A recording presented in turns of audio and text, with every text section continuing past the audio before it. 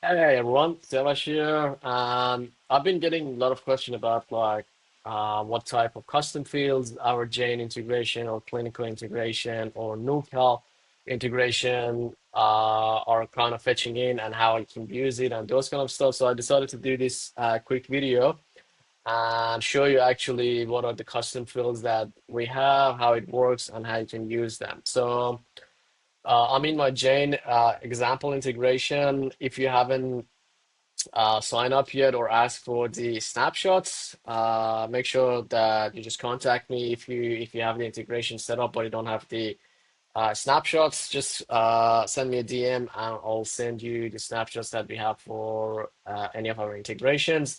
So you can kind of have a feeling of what you can do and what are the triggers that you can use.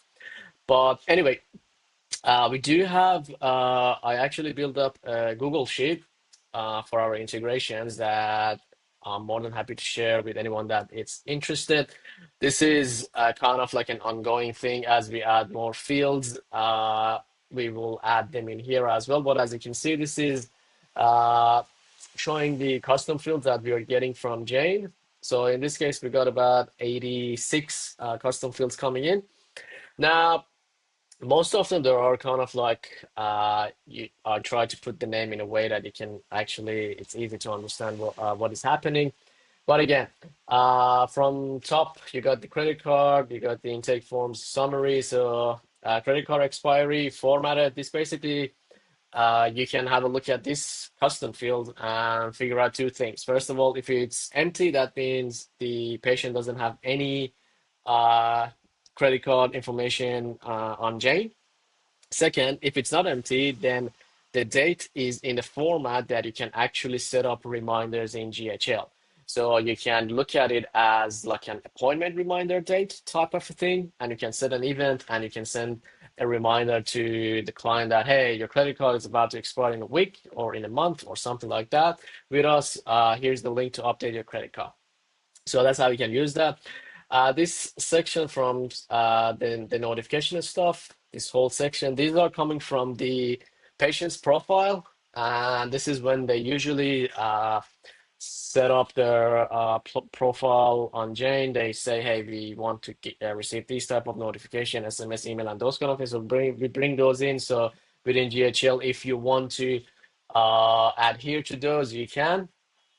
Uh, Referring a staff member ID. So this is if you have staff members that are referring patients to other staff members that comes in here. This is no show count. So this is the number of appointments that the patient hasn't show up to the appointment, available credit, amount owing, claims amount owing. These are the things that if you go to the Jane client's profile in the payment and balance section, it shows up in there. Um, Loyalty balance as well shows up in there as well. Then we got the referring professional, phone, email, and those kind of things. This is like, let's say, the GP and those kind of stuff.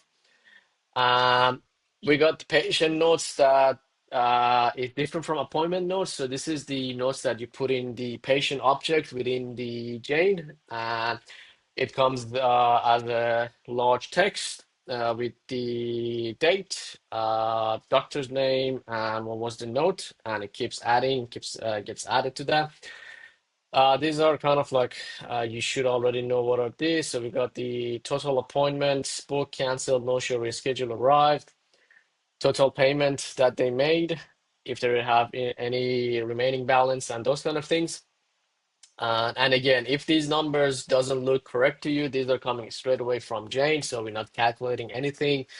There are different ways that Jane probably calculate this based on insurance claims and those kind of things. So that's that. Then this one last updated date via API. This is the one that you can that I always mention that you can sort your contacts based on, so you know when was the last time that we got a fetch. So what you can do, you can click on columns in here, scroll down, find the last updated date via API like this, and then you can sort it like this, and it shows that, okay, the last time that this got updated was April the 3rd. All right, let's go back to here. Then we got a whole section for the second upcoming appointment that you can see it comes in here. Then we got this upcoming appointment reminder start time. So anywhere that you see reminder, start time, and those kind of things, that means that that's a field that you can use for appointment reminder, which means you can set an event action within iLevel. Then we got the same whole section for the last appointment, location name, treatment name, blah, blah, blah, blah. And similar thing for the upcoming one as well. And if they have any upcoming appointments, total appointment counts, when they discharge, since when they've been member, and those kind of things. So this is Jane, as you can see, is very extensive. You can use every single one of these custom fields in your messaging, action, triggers, and those kind of stuff. Here's clinical. Clinical is less extensive. So we got the cancellation for upcoming appointment, last appointment, upcoming start time. So it's all revolving around the appointment. And we got also two fields for how much they spent with your practice. Similarly, we got a similar thing for new call as well. So we got the last appointment data and also upcoming appointment data and how much they total amount that they paid or unpaid balance. So again, these are the fields that you can use inside your workflows, your messaging, both email and SMS.